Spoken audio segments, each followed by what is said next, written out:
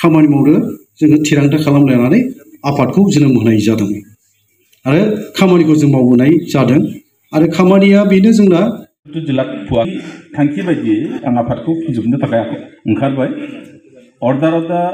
डिसल्यूशन from I, Sri Manoranjan Basumatari, the President of the United Board of People's Organization, today the day of the 26th January 2005. गिबियावनो आङो नोंथांमोननि गासैबो चेनेलनि दारै बयनिसिमबो बोसोर गोदाननि गाहाम हामलायनाय आरो आंनि खुलुमनाय आरो सिबिनायखौ बावबाय। जिहेतु दिनै दाख्लै 7-8-9 जानुवारियाव रङियानि जाजिख'नायाव 17थि बोसोरारि जथुम्माया जोंना खोब बोथोरा गाज्रि जानायखाय जों खुंफुंजोबनो हायाखैमोन। आद्रा थानाय जि डेलिगेट सेसन थान्दै मेलखौ दिनै बे सानजारि नोगोर सिमेन्ट सापरियाव दिनै खुंफुंबाय आरो बे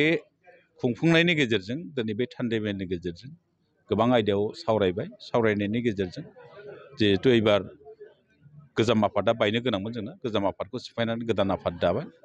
आरो बे डेलिगेट्सनि डेम'क्रेटिक मोनसे प्रसेसनि दारै गासैबो जिल्लाफ्रा नारसिनजोबनानै आंखौनो बिबानखौ होफिनबाय आरो आं दा आगोलनिख्रुइ साबसिनै बोरै मावनो हायो माहारिनि थाखाय बेखौ आंनिफ्राय नाजानाया थागोन आरो खौसेथि आरो थामोनथाखौ गोजोर खालामनो थाखाय बर' हारिनि थामोनथाखौ गोजोर खालामनो थाखाय आं खामानि मावगोन आरो रावखौबो नागारनानै खामानि मावनाय गोदान रावखौबो नागारनानै खामानि मावनायनि बाथ्रा गैया। जिहेतु संकसनिफ्राय लानानै धुबुरीनिफ्राय लानानै सदियासिम आरो बराक सेरफाङाव जोंनि माबा थाबाय जोंनि कमिटि थाबाय गासैबो दैदेनगिरिफोरखौ लानानै आरो बयनिबो जेंनाखौ बोरै हायो जयै गुबुन आफादफोरजों दुलाराय बर' फरायसा होन बर' थुनलाइ आफाद होन गुबुन आफादफोरजों थाफानानै जेंनाफोरखौ बोरै सुस्रांनो हायो बेनि सायाव सावरायनाय जागोन आरो थामथि बर' गोजोन गोरोबथानि जिবিলাক दफाफोर दङ बे दफाफोरखौ मावफुंहोजोबनो थाखाय सोरखारखौ नारसिननाया जोंनिफ्राय थागोन आरो बेजों लोगोसे जोंनि 6 नम्बर डिमान्ड बर' कसारि वेलफेयार अट'नमास काउन्सिलनि गामि थिसननाय बेनि बियाब दानाय आरो बेखौ बिसायख'थिसिम लांनानै बेखौ मोनसे गोख्रों मोनसे आसामनि बिथोरावनो मडेल मोनसे काउन्सिल बोरै दानो हायो बेनि सायाव जोङो गभर्नमेन्टखौ नारसिननानै खामानि मावनो नाजानाया थागोन। बेजों लोगोसे सोलोंथाइ बिथिङाव जोङो खामानि मावगोन। जिहेतु एबारनि डेलिगेट्सआव मोनसे गोदान थांखि लादों सोलोंथाइ बिफानखौ जाहाथे नायफामनो थाखाय जोंनि आफादावबो एबार सासे सोलोंथाइ नेहाथारि लानाय जादों गोदान बिबान